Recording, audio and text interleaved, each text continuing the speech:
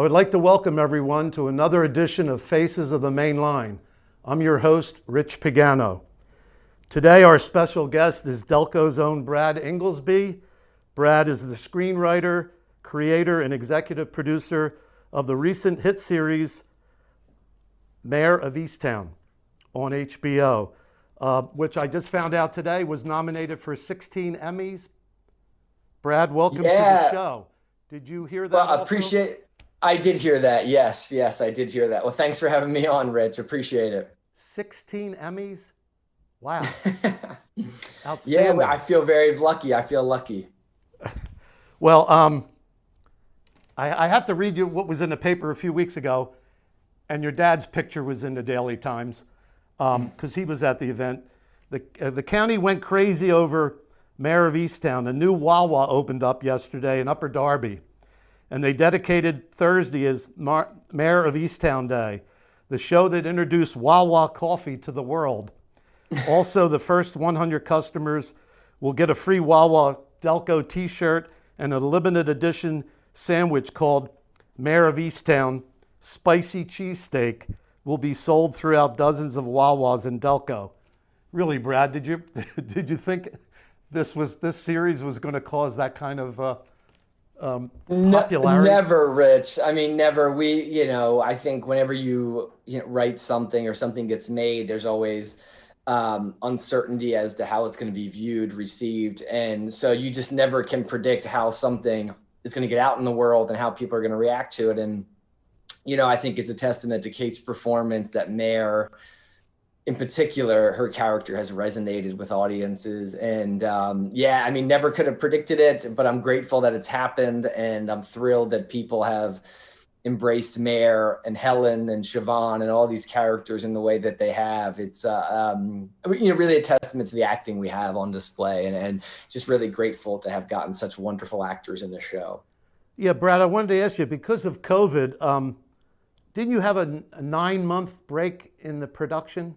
You had started and had to stop? I think it was more like COVID hit in March, obviously, and then we had to stop, like every other production had to stop. And then we got back up in end of September. So maybe March, April, May, June, so I think it was roughly 6 months or something like that we had to stop. But yes, our production was interrupted by COVID. And I guess that was a problem where you were using certain houses or establishments that you had to pull back out and then restart it again in the fall. Yeah. And also we had to rewrite a substantial amount of the show too, because even when we were able to return, we had to do it safely. And, that meant that we really couldn't have crowd scenes. We couldn't have, every scene had to be evaluated for just the amount of cast we had, because it's very, you want to keep the crew safe. How are you going to keep a crew safe with a wedding scene, 100 extras walking in and out of set, coming from all parts of the state, country? It just becomes hard to manage, impossible to manage. And so not only did we have to kind of revisit locations that we had set up, but we also had to revisit a lot of the script, and we had to revise certain scenes to accommodate for COVID. And so it was a collaboration. How are we going to get back to work? What's it going to look like? But we all took the challenge, and HBO was wonderful in creating a protocol that was able to keep the crew safe, and we were able to get back to work, and we were able to continue and finish the show. We didn't get shut down. A number of other productions in that time had gotten shut down. They had a positive case, had to shut down. We didn't have to do that. So a testament to the crew and their spirit of keeping each other safe and healthy in that time that we were able to get to the finish line. Am I correct in saying that there was a Jersey Shore scene that got cut? Because that's very true. There was a couple, actually. We had a couple Jersey Shore scenes that unfortunately did not make the show. I think we had it scripted as Ocean City, and Mare was on the boardwalk, and there was a moment where she went into I think it was a pizza shop, Rich, where she had gone as a young child with her father. And we just, that was one of those things when after COVID hit, to travel a whole production out to the Jersey Shore and back, it just wasn't a feasible option. So we had to figure out a way to keep that scene, but do it on stage. And but that was part of the process. We had lots of scenes like that we had to revisit. And Kate was quite a get for you. I mean, to get her to play that part, did you write that? Did you write that character for her, or did that happen where she was casted later? Or were you thinking of that when you were writing? I mean, I was, I never would have ever imagined we'd get Kate Winslet. So I would be lying if I said I wrote it specifically for Kate. But once the script was done and someone said, "Oh, Kate would be great," it was like, of course, but is she even going to read it? How busy is she? Is this something, this is not an easy person to get. It's Kate Winslet. I mean, she's iconic. And so, but once she read it, I think it was, right place, right time, Rich. She was getting ready to shoot Ammonite, which is a period piece. And I think she was looking to do something really different after Ammonite. And I think Mare was a really different character. It was someone she hadn't played before. And I think she was looking for a new challenge as an actress. And it just sort of hit a lot of buttons at that time. And I think that's often the case with any actor, that you get to them at the right time. They're available, they're looking to do something, and you're able to, capture a moment there. And that's what happened with Kate. And I'm just incredibly grateful we got her, because she's just so exceptional in the show. Yeah. That Delco accent was obviously important. I mean, it's been talked about a lot. I don't think it should be taken away from your writing, because your writing is brilliant, and development of your characters and all. But how important was that to get that right, that whole Delco accent? Well, I think it was part of the, the whole, really. I think the idea, and a credit to HBO, when we sold them the show, we said, listen, we really want to shoot this in Delaware County, where the story is set. And we feel like it's important, if we're telling a story about a specific community, a specific part of the country, that it's set there. And we feel it'll pay dividends if the actors get to all spend time there and get a sense of the place and the people. And they were 100% behind that decision. So a credit to HBO. But the accent, I think it was, it was really, again, if we're going to tell a story about a specific place and a specific community, you want to get it right. And I think the accent was a part of that, just like the Rolling Rock and Yingling and the T-shirts and all the details. I think the aggregate of that, of those details, was profound. And I think that, but it was really Kate. I remember having conversations with Kate early on, and she said, hey, listen, I want to, if we're going to tell a story about this place, we have to get the accent right. And so I think once Kate said, I'm all in, I'm going to try it, I'm going to try to get it right, everyone else has to do it too. And so it was an effort. We had lots of dialect coaches. We had a local dialect coach. Kate has her own dialect coach, and it was a collaboration, but the dialect coaches were wonderful. The actors were game. And I'm really glad we went for it. And, I think it again adds to the authenticity of the piece. Yeah, I thought it was brilliant that there seemed to be a reason for nearly every scene. How do you do that?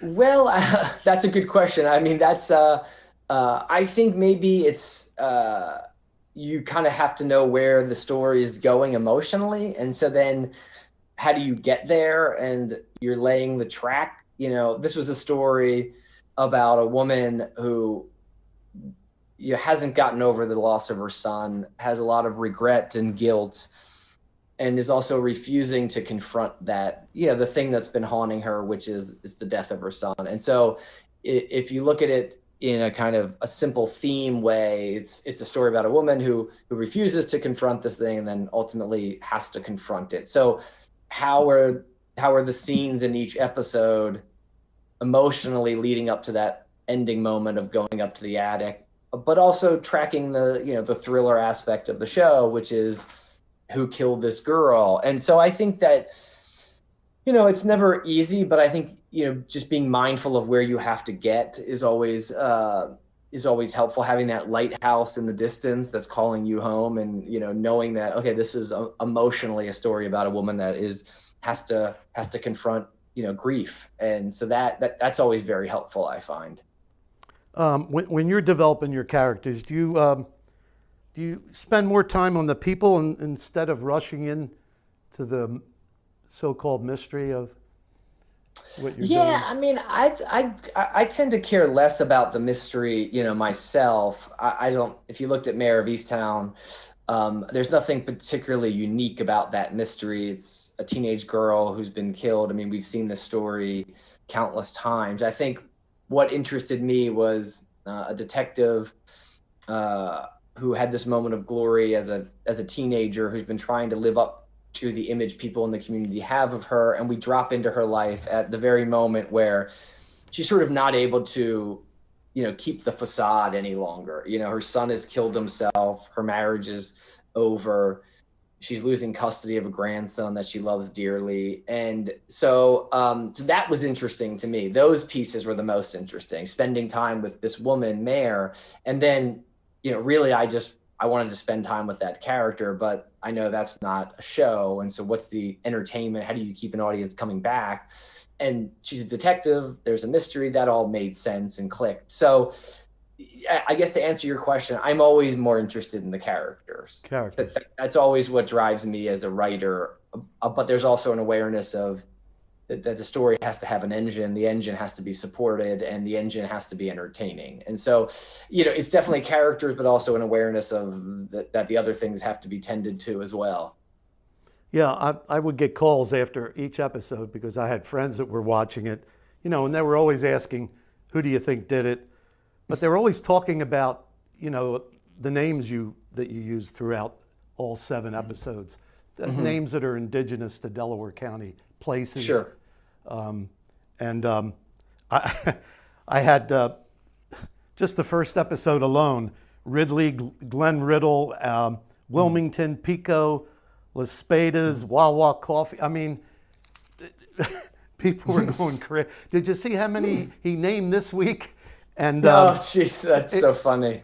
And it obviously was important, not to take away from the story, but for people in this area. Obviously, a guy in South Dakota doesn't know anything about Wawa Coffee, but how important was that for you to put those names in there?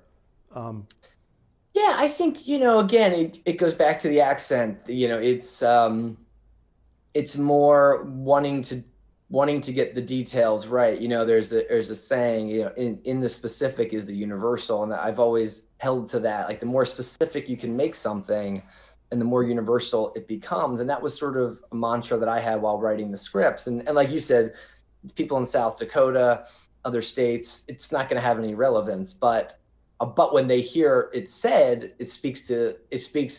they believe that we're speaking with some level of authority about the area and some level of knowledge. So even if they don't know the street names or the Wawa, I think just the fact that we're able to reference them, it lends itself to, or it allows people to believe that we actually know this area, that we've lived here. And so I think it's not necessarily that everyone knows the names, but it's the idea that an audience believes we know the names, the creators, that we've spent time on these streets, that we've had Wawa coffee. And if they believe we know what we're talking about, then they can settle into the story and there's a comfort level there. And that's really what those specific references do. I think they are able to convince an audience that the people telling the story actually know this place really well. And so that it lends every scene a level of honesty and authenticity that I think in a show like this is incredibly important, because as I said, it's not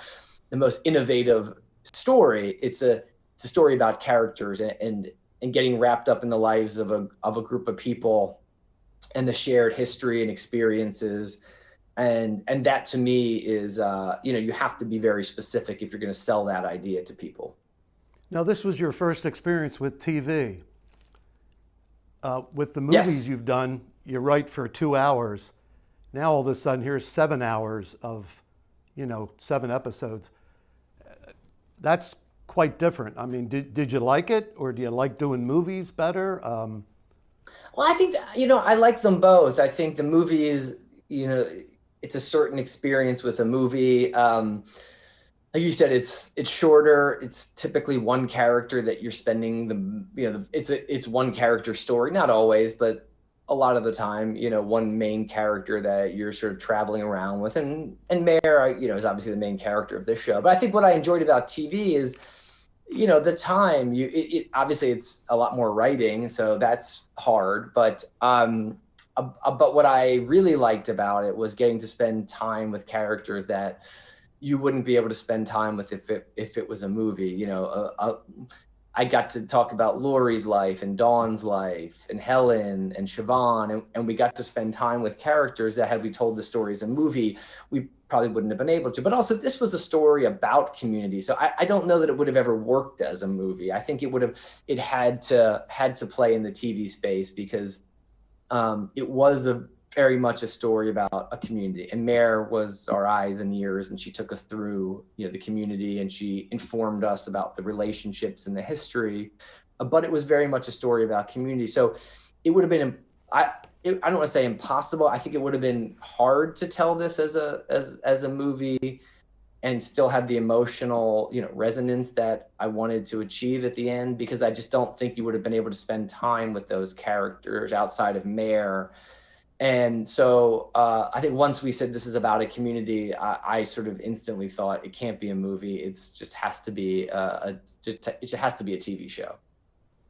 Yeah, I think there, for our viewing audience, I need to mention some of your movies because there's been so much talk about this series, rightfully Yep. so. But the first movie I had ever seen when I got to know who you were was Out of the Furnace, which I just thought was a fantastic movie. Is that the you. movie that kind of put you over the top? Yeah, I was working with my dad, in insurance, Rich, and that was a script that I had written.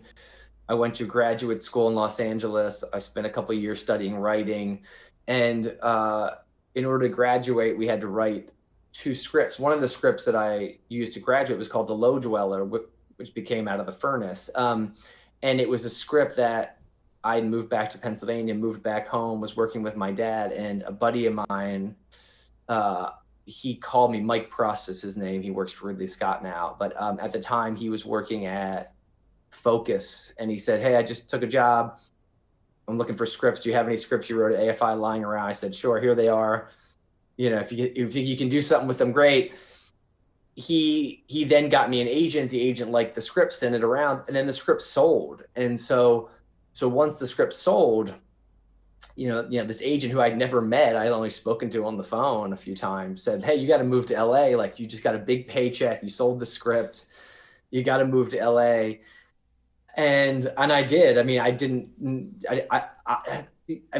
to LA. I actually moved to Irvine. I had a cousin living in Irvine, so I moved to Irvine. I've been here for 12 years, which is about an hour south of LA. But so that was the break I needed, and then I've been writing ever since. And so, yes, I mean, anyway, a long way of saying yes, that was a kind of breakthrough script that actually got me to be a professional writer.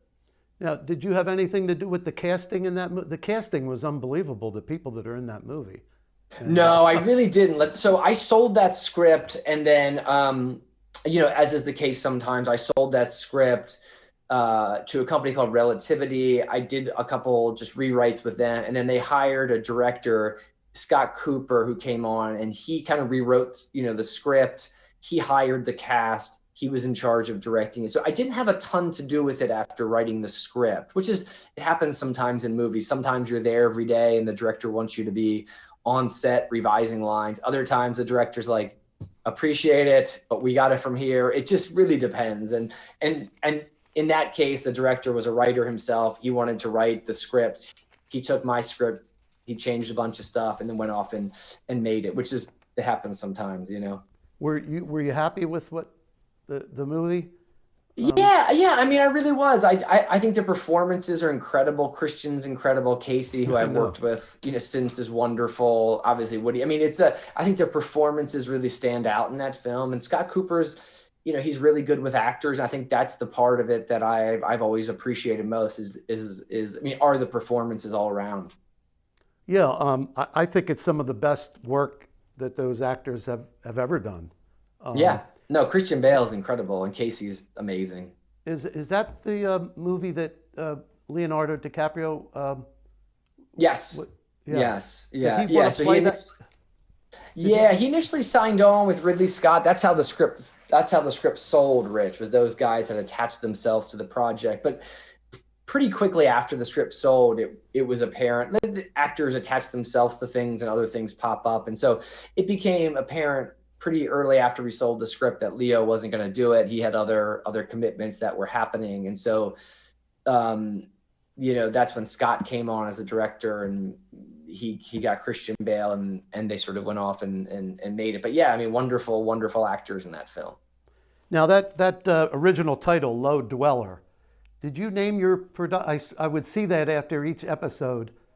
It's funny. Like I did. I mean, it's a funny story, Rich. So when I sold the script, I had a lawyer. I had this wonderful lawyer. I've been with him ever since, but I didn't know Jeff. He's my lawyer now, but he called me and said, "Hey, we got to get you set up. You have to have just a company name, because this is what writers do. They have a company." I was like, I don't have no idea what to name a company. And he said, "Well, just call it the name of your script," because that was the name of the script, Low Dweller. So he said, "Just call it Low Dweller and we'll change it." All these years later, it never occurred to me to change it. And suddenly I've got to put my name at the end of Mare of Easttown. And guess what? It's still Low Dweller. So I guess it's the company name. I probably should have changed it. I don't really love the idea that it's called Low Dweller, but I was so in the midst of production, too lazy to even go down that path and change it. But maybe in the future, we'll call it something different. But when they bought the script from you, they changed it to Out of the Furnace, or did you had already? No, they changed it. I think that was a name. So Scott Cooper came on and rewrote the script. I think he had called it Out of the Furnace. I think that was his idea. Oh, okay. Yeah, I believe so. I wasn't too involved after a little while there, but I think he changed it to Out of the Furnace. Then Run All Night with Liam Neeson and Ed Harris, I guess was your next movie. Because I want people out there to know about these movies you've done. Yeah. Not to take anything away from the series, because obviously it was extremely popular and very well done. Yeah. Yep. American Woman with Christina Hendricks. Were these all scripts that you sold after that, or were you involved in the casting of those two as you went on? Movies? Yeah, the Run All Night was a Warner Brothers movie, so that's a studio movie. Warner Brothers will have strong opinions on, as they should. I mean, that's just what you get when you're working with a studio. But that was a bigger budget movie, Warner Brothers, and they had gotten Liam off on the heels of Taken. But American Woman that's an independent movie, independent money. So I teamed up with producers that I'd gotten to know over the years, and we got Sienna Miller, and she did it for, absolutely no money because she just was passionate about the character. And I think she absolutely knocked it out of the park. She's so wonderful in that film. But in that movie I had a lot more control because independent movie, you luckily or unlucky, I mean, it depends on the scenario, but, got to have a lot more say in the casting of that piece, and was on set quite a bit for American Woman, and the same with Our Friend, which is another movie that I wrote that actually has Casey Affleck in it as well. And I did Our Friend with the same producers as American Woman, and I got to be a part of the casting and the rewriting of that piece as well. And so it just depends. I mean, some things you stay more involved in, other things you sort of, you put in a shift and then you move on to something else. Those movies in particular, Our Friend and American Woman, I was on and stayed involved with all the way through. The Way Back, the same Gavin O'Connor directed The Way Back, and he was very passionate about keeping me on as a writer and using me. And so I stayed on that movie a lot. It really depends, Rich. Some projects, you stay on. Other projects, you kind of just do your job and move on. But on those three in particular, and Run All Night, I was really involved, which I was very happy and grateful to be involved in. Well, the girls in the studio here were very upset that they lost Colin. What episode was that? Colin was just starting her relationship with Mare. And I know. Evan, he's such, yeah, I they know. said, you I got to know ask everyone. Brad, why did they have, why did we lose him? Yeah, it was always in the scripts, Rich. I think we'd always had that moment. I think in terms of Mare's character arc, it was a moment of kind of awakening in a way that after that moment, there had to be a sort of, I don't want to say in the series she gets slapped by Zabel's mom, but there was a moment of comeuppance. I think Zabel's mom even says something to the effect of, "Hey, like, who do you think you are? You can't go around doing this anymore." And I think I wanted as a writer a moment where Mare's sort of first one through the door. She never asks questions, doesn't care who she hurts or offends. And I kind of wanted there to be a moment where she, in this case, got slapped and someone kind of called her out and said, listen, like, yeah, you saved the girls, but my son's dead. So it was always in the script. I think the problem we had, maybe a very high class problem to have, is like Evan was so charming in the show that when we were editing the show, I just remember being like, guys, we're in trouble because everyone is going to love Evan so much that when we kill him, they're going to hate us. So it was always in there, but Evan Peters, being such a wonderful actor, had crafted Zabel in such a short amount of time to be such a lovable, charming guy. That when he got killed, the audience was, well, not only shocked, but heartbroken. And I think that's a testament to Evan. And, so, I would say so much of his charm in the show was Evan's creation. Evan came up with, so many wonderful, just memorable little snippets of dialogue that I think have resonated with an audience. And I think, again, Evan's wonderful. His drunk scene to me has always been one of my favorite parts of the series. Yeah. And I just love when he shows up at that bar and starts talking to Mare, and his performance in that scene is really remarkable to me. Well, I just wanted to let you know that some people were the girls here were upset with that. I'm sorry, guys. I know. Evan, I liked Zabel as well. He was a memorable character. And I'm going to end it here with one. You've been asked this a million times, so I'll ask it too. Is there going to be a sequel, or what do you think? It's a great question, Rich. I mean, I'll kind of give my stock answer here, unfortunately, which is I'd love to do it. I just don't know what the story is. I think if we could have a story that we all were convinced was a worthy second chapter in Mare's life, then yes. I think the trick in my mind is we've sort of we've given Mare so much trauma to overcome in this show. And I think we ended on a grace note that I felt was really strong and emotional and kind of a very nice end to her journey as a character. And so is there a way to do it where, it doesn't feel like you're repeating the same things you did in season one? How do you make it new and fresh and still get caught up in Mare's life? Never say never. I just think listen, I haven't had that light bulb moment where I've said, oh, I got it. Here we go. We're off to the races. But good answer. Yeah, Brad, I this went so fast. I want to thank you for taking the time to be with us, and good luck in the future with your projects. And thanks again. Appreciate it, Rich. Thanks for having me on, everybody. Appreciate it. Sure. For myself and everyone here at Mainline TV, I want to thank you for tuning in to Faces of the Main Line. See you next time.